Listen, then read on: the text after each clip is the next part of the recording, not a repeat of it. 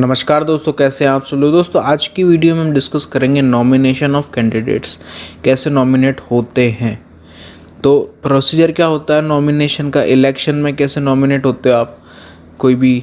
तो सबसे पहले तो सेक्शन 14-15 के अंदर नॉमिनेशन फाइल करने की जो डेट है वो प्रेसिडेंट डिसाइड करता है। ठीक है, the filing of nomination starts on the date of notification by the president या गवर्नर, जो भी डिसाइड करे। उसके बाद जो भी नहीं, वो उसके हिसाब से स्टेट या उसके नेशन के हिसाब से, कंट्री के हिसाब से उसके बाद जो आरओ होता है, रिटर्निंग ऑफिसर, वो एक पब्लिक नोटिस इशू करता है कि सेक्शन 31 के अंडर फॉर्म वन में जो मेंशन है, एक पब्लिक नोटिस इशू करता है नॉमिनेशन के लिए। अब पब्लिक नोटिस जो होता है वो साइंड होता है आरओ रिटर्निंग ऑफिसर से, वो साइंड होता है और वेरीफाइड होता है।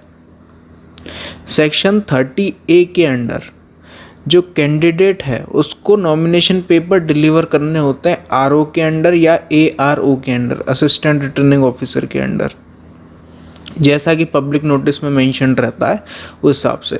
तो अभी तक क्या समझ में आया अपने को। सबसे पहले तो प्रेसिडेंट या गवर्नर जो है वो नॉमिनेशन कब शुरू होगा उसके लिए नोटिस इशू करता है।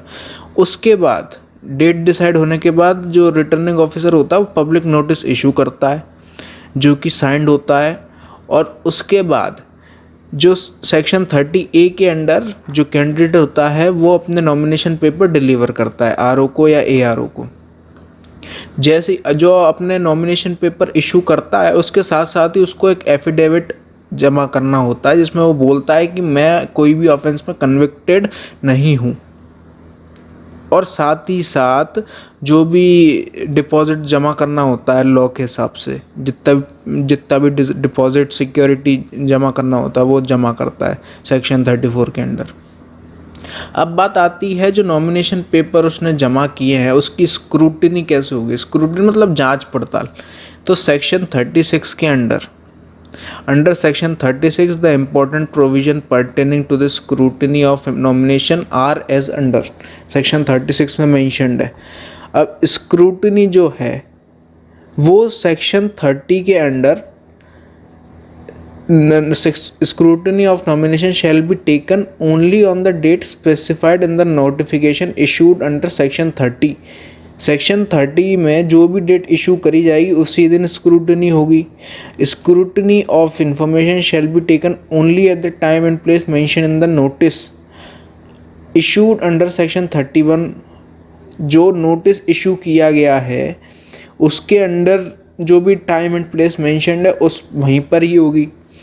और कौन कौन वहाँ पर हो सकता है स्क्रूटिनी के टाइम पर, कौन कौन आदमी हो सकता है वहाँ पर। तो candidate himself, election agent of the candidate, proposer of each candidate और one other person duly authorized in writing by the candidate.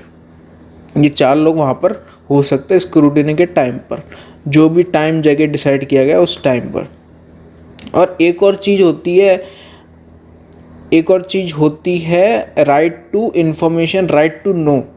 एक तरीके से right to know of the antecedents of the candidate, मतलब कि जो भी उसने पिछले कर्म किए हैं वो हमको section 33A of the representation of peoples act में मेंशन है कि अगर कोई भी, सेक्शन 33 ये बोलता है राइट टू इन्फॉर्मेशन ही है बेसिकली।